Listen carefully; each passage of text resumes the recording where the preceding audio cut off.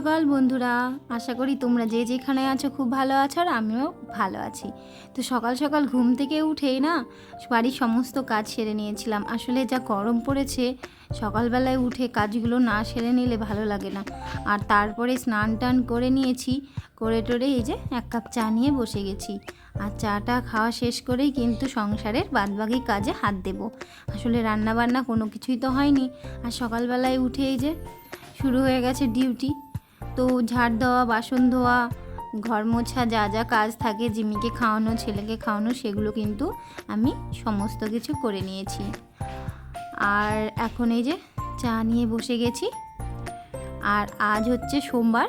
তো চলো এখন থেকে তোমাদেরকে নিয়ে আমি আমার ব্লগটা স্টার্ট করছি। আশা করি ভালো লাগবে। আর যদি ভালো লাগে তো একটা লাইক, কমেন্ট ও চ্যানেলটা সাবস্ক্রাইব করে দিও। তো আমি চা খেতে খেতে এই যে মাছগুলোকেই দেখছিলাম যে ওদের জীবনটা মানে যেমন কষ্টের তেমনই কিন্তু সুন্দর। ওরা যেরকম বাইরে নদী বা সমুদ্রে যেতে পারে না, কিন্তু এই অ্যাকোরিয়ামটার মধ্যে কত সুন্দর সবাই মিলে একসঙ্গে আছে আর খেলা করছে, তো সেটাই দেখছিলাম। আর এই যে ঘরের বিছানা টিছানা সমস্ত কিছু গুছিয়ে নিয়েছি। আর এই যে সকালবেলায় উঠে ফ্যান চলছে। আসলে গরম যা পড়েছে, ফ্যান ছাড়া তো থাকা যায় না, সব সময়ই ফ্যান চলে। আর এদিকে এই যে দেখো, ঘর গুছিয়েছি ঠিকই, কিন্তু কোনো লাভ আছে কি? এই যে ওর খেলনা সব কিছু এখানে ছেটানো আছে, আর ও ওখানটায় ঘুমোচ্ছে। তো চলো ওই ঘর গুছিয়ে পরিষ্কার করেই কিন্তু এই যে এই ঘরে চলে এসেছি। এখন এই ঘরটা গুছাবো। আসলে দুই ঘর মানে সাথে সাথে একসাথে তো সম্ভব না। আগে ওই ঘরটা গুছিয়ে টুছিয়ে তারপরে যে এই ঘরটা, যদিও এই ঘরটাই মানে কেউ থাকে না, তারপরেও কি বলো তো, যে জিশান পড়াটরা করে আর এই ধুলোবালি পড়ে, জানলা খোলা থাকে, আর মাঝে মাঝে না আমরাও এসে এই ঘরটায় বসি। মানে এই ঘরটার দুই জানালা দিয়ে এত সুন্দর হাওয়া আসে, পুরো ঘরটা যেন সব সময় ঠান্ডা থাকে। আর এই ঘরটা সত্যিই খুব ভালো লাগে থাকতে। আর ওই ঘরটাতে মানে ঝড় বৃষ্টি যত যাই হোক না কেন, একটু হলেও যেন কেমন একটু গরম গরম ভাব থাকে। আর এই ঘরটা এমনি একটু হাওয়া দিলেই খুব সুন্দর ঠান্ডা আসে। তো সেই জন্য আরও এই ঘরটাতে আমরা মাঝে মাঝে টাইম কাটাই। তো এই যে জুতোর যে ঢোকগুলো দেখছো, তো আমি না একটাও ফেলিনি। আসলে এইগুলো মানে জুতোগুলো বের করে নিয়েছি, যে যার মতো পরি, মানে যার যার জুতো, সেটা কিন্তু আমরা তিনজনের জুতো তিনজনে পরতে লেগে গেছি। আর ঢোকগুলো ফেলিনি, কারণ এগুলোর মধ্যে পুরনো কোনো জুতো ঢুকিয়ে, পুরনো বলতে দেখা যাচ্ছে যেগুলো পরি না, সেই জুতোগুলো ঢুকিয়ে কিন্তু আবার গুছিয়ে রাখা যাবে। তো সেই জন্যই আরও রেখে দিয়েছি। আর এই যে জামা কাপড়গুলো দেখছো, এগুলো পরে গেছিলাম কালকে, তো তারপরে না মানে আর ভাঁজ করা হয়নি, তো এই ফ্যানটার ওপরে আমি রেখে দিয়েছিলাম। তো এখন ভাঁজ করে নিচ্ছি। আসলে এই ঘরটা যদিও মানে কেউ না থাকলেও পরিষ্কার করে রাখি ঠিকই, তারপরেও যেহেতু আনলাটা আছে, তো আনলা জিনিস এমনই একটা জিনিস, তুমি যতই গুছিয়ে রাখো না কেন, আনলার ওপরে ঠিক জামা কাপড়ের পালা পড়বেই। মানে আমার তো বেশি কিছু থাকে না, আমার খুব যে 2-3টে নাইটি আর কিছু ওড়না থাকে, ব্যাস এইটুকুই। তাছাড়া আর সব কিছু কিন্তু ওর বাবারই জিনিস থাকে। তো এই যে রেখেছে দেখো, জামা প্যান্ট সব কিছু বাজার থেকে এসে আনলার ওপরে রেখে দেয়। আর তো বেটা ছেলে মানুষ, আর কি বলবে, তো সেই জন্য ওরা তো রাখবেই। আর আমরা তো মেয়ে, তো আমাদেরকে তো সব সময় গুছিয়ে রাখতেই হবে, কিচ্ছু করার নেই। মানে যে যতই নোংরা করুক, যতই যা কিছু করুক, আমাদেরকেই কিন্তু সেটা হাতে ধরে পরিষ্কার করে রাখতে হয়। তো সেই কাজটাই করে যাই সারা জীবন। তো এই যে সমস্ত জামা কাপড় আমি আলনা থেকে নামিয়ে একটা একটা করে ভাঁজ করে নিচ্ছি। আর ওই দিকে যেহেতু একবার বাইরে বেরিয়েছিলাম, সেটার কারণ হচ্ছে ওই ঘরের গেটটা খোলা ছিল আর জিমি বেরিয়ে গেছিলো। আর আমার যেহেতু রান্নাঘরে জিনিসপত্র আছে, তো সেগুলোই মানে একটু আলুর খোসা টোসা ছিল নিচে, তো সেগুলোই মানে খেতে শুরু করে দিয়েছিল। আলুর খোসা বলতে কি বলো তো, সকালবেলায় যে আমি রান্নাটা বসাবো, সেটাই কিছুটা আমি রেডি করে রেখেছিলাম, তো সেই কুটনাটাই তোলা হয়নি, তো সেটাই ও খেতে চলে এসেছিল। তো সেই জন্য আমি এই যে ওকে ঘরে রেখে আসলাম, আর এসেই আবার বসে গেছি এখানে কাজে। তো এদিকে কাজ টাজ করে কিন্তু ওইদিকে রান্না তো করতে হবে, বেলা হয়ে যাচ্ছে আস্তে আস্তে। আর জানো আজকে মানে কি বলবো, না মেঘ না রোদ, কেমন যেন একটা ওয়েদার, তবে বিশাল গরম। তো এদিকে একটা একটা করে জামা কাপড় সমস্ত কিছু ভাঁজ করে নিচ্ছি। আর এখন যেহেতু না জিশানের স্কুলটা ছুটি আছে, তো ওর দুষ্টুমিটা বেড়ে গেছে ঠিকই, কিন্তু এই যে দেখো দুষ্টুমি এদিক ওই দিক করে বেড়ায় সব সময়। কিন্তু এই যে স্কুল যাওয়ার যে তাড়াটা সেটা নেই বলে মনে হয় যেন অনেকটা আমি সময় পাই, আর হচ্ছে কি যে মানে একটু আরাম লাগে। আর স্কুল যাওয়ার টেনশন থাকলে তাড়াতাড়ি ওঠো, তাড়াতাড়ি কাজ করো, ওর জন্য রান্না করো। আর তারপরে মানে এখন তো ওর বাবার সঙ্গে যাই, এখন বলতে যখন স্কুল খোলা ছিল তখন তোর বাবার সঙ্গে যেত, আর জানি না এবার স্কুল খোলার পরে ও কী করবে। তো চলো এদিকে আনলা গুছিয়ে যে ঘরটা কোনো রকমভাবে গুছিয়ে নিয়েছি। আর পুজোটা যেহেতু আমি করিনি, ওর বাবা করেছে, তো এই যে দেখো ওই যে ঠাকুরগুলো ছিল কৃষ্ণ রাধা ঠাকুর, তো ওই পাশ থেকে ওই মাঝখানে বসিয়ে দিয়েছে। আমি যেদিন পুজো করব সেদিন আবার ঠিক করে নেব। তো ওইদিকে ঘরদোর গুছিয়ে টুছিয়ে এই যে গাছগুলো যেহেতু জানালায় আছে, তো জল তো দেওয়া হয়নি। বাইরের গাছে তো রোজ দিনে জল দেওয়া হয়, আর এই গাছগুলো না মাঝে মাঝে জল দিই, রোজ দিন আর দেওয়া হয় না, কারণ এগুলো জল খুব একটা শুকায় না, যেহেতু জানলার ওপরে অতটা রোদ আসলেও না মানে সেই যে একটা রোদ, অতিরিক্ত রোদ সেটা আসে না, যার জন্য জলটা একটু কম লাগে। তো 2-3 দিন পর পর একদিন দিলেই হয়ে যায়। তো চলো এদিকে জল টল দিয়ে দিলাম, আর দেখো কত সুন্দর হাওয়া হচ্ছে, পুরো হাওয়া ঢুকছে ঘরের মধ্যে। তো তারপরে যে রান্নাঘরে এসেই ডিমের ঝোল করব, তার জন্য এদিকে ডিম আর আলুটা সেদ্ধ বসিয়ে দিয়েছি, আর ভাতটাও বসিয়ে দিয়েছিলাম।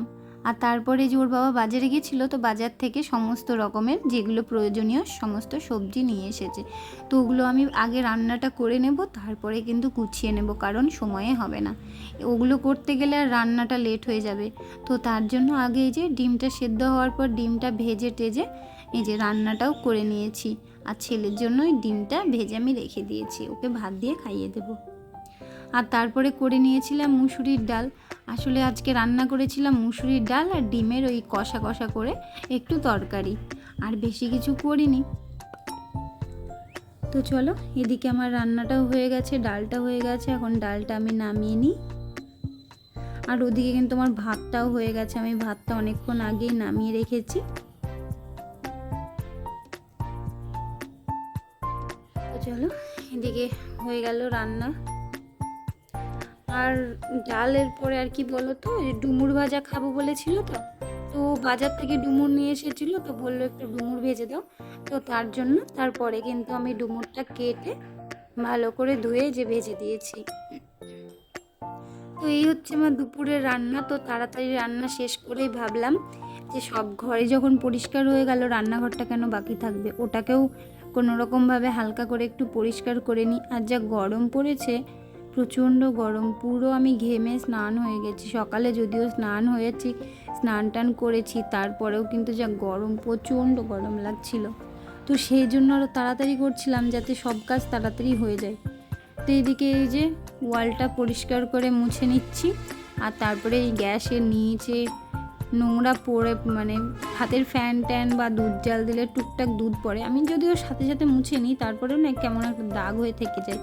তো সেই জন্য এগুলোকে পরিষ্কার করে রান্নার শেষে আবার সুন্দর করে মুছে টুছে সমস্ত কিছু এই যে মুছে টুছে নিচ্ছি, যাতে যে তেল চিটচিটি ব্যাপারটা সেটা যেন না থাকে।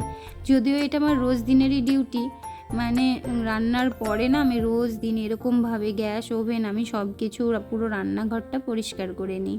এটা তো প্রত্যেকটা মেয়েরই কাজ, রান্নাঘরটা পরিষ্কার থাকলে দেখবে রান্না করতে এসে খুব ভালো লাগবে, আর যদি নোংরা থাকে তাহলে কিন্তু বিরক্তই লাগে। আর রান্নাঘর তো নোংরা করে রাখতেই হয় না, কারণ রান্নাঘরে মা অন্নপূর্ণার বাস, তো যত পরিষ্কার করে রাখবে ততই সংসারের জন্য মঙ্গল। তো সেই জন্য আমিও আমার রান্নাঘরটাকে সব সময় যতটুকু পারি সুন্দর করে পরিষ্কার করে রাখার চেষ্টা করি। তো যখনই রান্না করি তখনই কিন্তু আমি সব কিছু মানে যা কিছুই রান্না করি না কেন সব কিছু এইরকমভাবে ধুয়ে মুছে পরিষ্কার করেই রেখে দিই।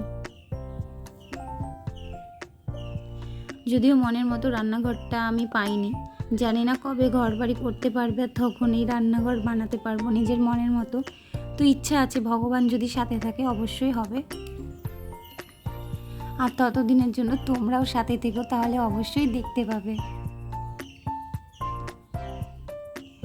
তো এদিকে যেগুলো দিয়ে আমি যে রান্নাঘরটা পরিষ্কার করলাম, সেই ন্যাতা দুটো কেচে আমি ওখানটায় শুকোতে দিলাম। আর তারপরে ভাবলাম এই যে ফ্রিজটাও পরিষ্কার করে নিই। ফ্রিজটাও একটু চ্যাটচ্যাটে হয়ে গেছে, যেহেতু গ্যাসের পাশেই থাকে, প্রায় দিন মুছি, তারপরেও না কেমন দাগ দাগ হয়ে যায়। তো ভাবলাম আজকে সব কিছু যখন শেয়ার করছি, এটাও তোমাদের সাথে শেয়ার করে দিই।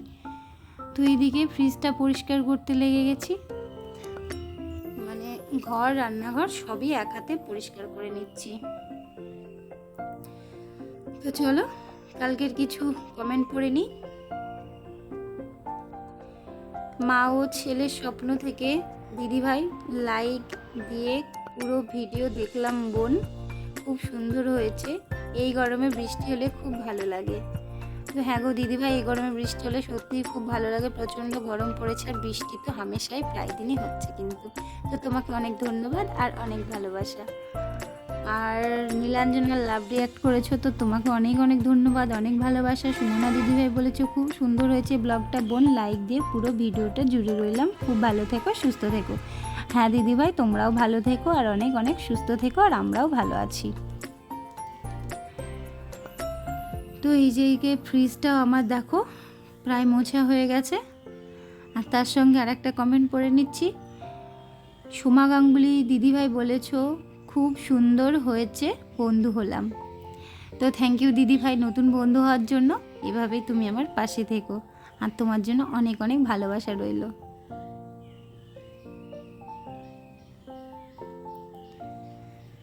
তো চলো, এদিকে আমার প্রায় কাজ হয়ে এসেছে।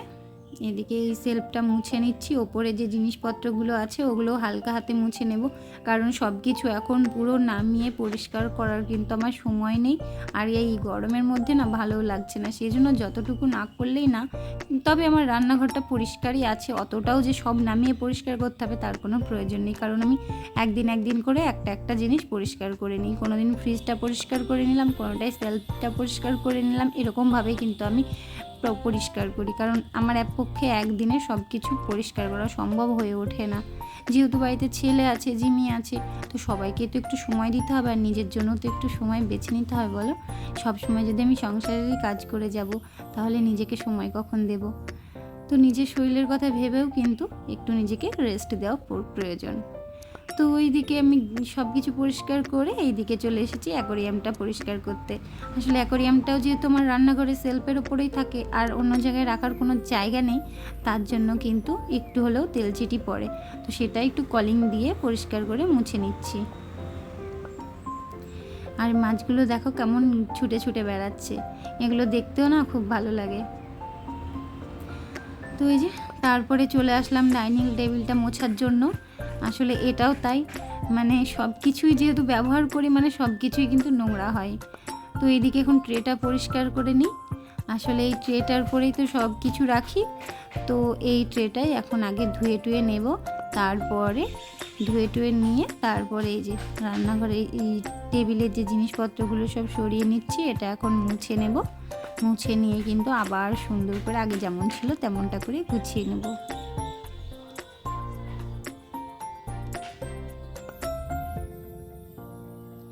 আসলে কি বলতো, ছোট সংসার হলে কি হবে, কাজ তো আর ছোট নয়, প্রত্যেকটা কাজই কিন্তু অনেকটা বড়। মেয়েরা ভাবে যে সংসার করছি মানে এই আমার ছোট্ট একটা সংসার, নিজের মতো হবে, নিজে ভালোবেসে সংসারটা তৈরি করব, গুছিয়ে রাখবো, সমস্ত জিনিস কিনবো, সাজিয়ে রাখবো, মানে সাধ্য সামর্থ্য অনুযায়ী। এমন না যে আমার অনেক কিছু আছে আর আমি অনেক কিছু জিনিস দিয়ে আমি সুন্দর করে সাজিয়ে রাখলাম, তেমনটা কিন্তু আমার নেই। যতটুকু আমার প্রয়োজন, মানে যতটুকু আমার দরকার সংসারে, ততটুকুই কিন্তু আমার আছে। অনেক কিছু আছে বা অনেক কিছু লাগবে সেটা কিন্তু নয়, ততটুকু দিয়েই আমি নিজের মতো সাজিয়ে রাখার চেষ্টা করি। জানি না কতটা পারি, তবে আমি নিজের মনের কাছে আমার মনে হয় যে না, এতটাই ঠিক আছে, এর থেকে বেশি আমার প্রয়োজন নেই।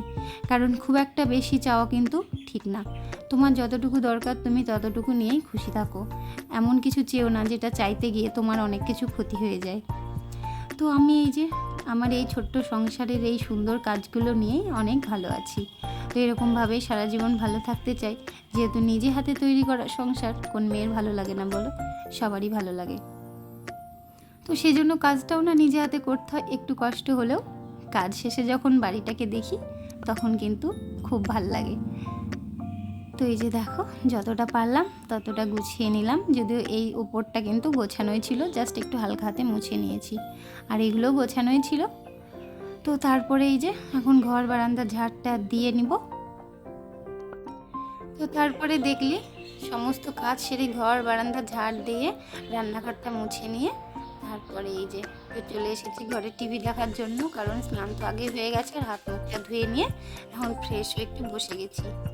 তো তারপরে বসে টসে থাকার পরে খাওয়া দাওয়াটাও সেরে নিয়েছি, আর খাওয়া দাওয়া সেরে নিয়ে তারপরে এই যে আকাশের দিকে দেখো বাইরে বেরিয়ে দেখি কি মেঘ করেছে, মনে হচ্ছে কতই না বৃষ্টি হবে। তো চলো দেখি বৃষ্টি হয় কি না। তো এইদিকে দেখো এমন হাওয়া দিয়েছে, আমার জামা কাপড়গুলো পুরো উল্টে পাল্টে গেছে। তো মনে হচ্ছে বৃষ্টি হবে, তার জন্য না আমি একটা একটা করে জামা কাপড় তুলে নিচ্ছি, কারণ একবার যদি বৃষ্টি পড়তে শুরু করে তাহলে আর কিন্তু তুলতে পারবো না। সেজন্য আমি সমস্ত জামা কাপড় বলতে ছেলের যে জামাগুলো ছিল আর আমার একটা নাইটি ছিল, তো সেগুলোই তুলে নিচ্ছি। আর বাইরে কিন্তু হাওয়া দিচ্ছে, আর হাওয়াটা কিন্তু খুব সুন্দর ঠান্ডা ঠান্ডা, মানে এই গরমকালের এই মেঘলা মেঘলা বিকেলে এত সুন্দর হাওয়া দেয় না, সত্যিই খুব ভালো লাগে। তো এই যে জামা কাপড় তুলে নিয়ে চলে আসলাম, আর এই যে বাইরেটা দেখো কেমন মেঘলা। তো চলো আজকের মতো ব্লগটা এখানেই শেষ করছি, যদি ভালো লাগে একটা লাইক কমেন্ট ও চ্যানেলটা সাবস্ক্রাইব করে দিয়ে পাশে থেকো। তো টাটা, সবাই ভালো থেকো।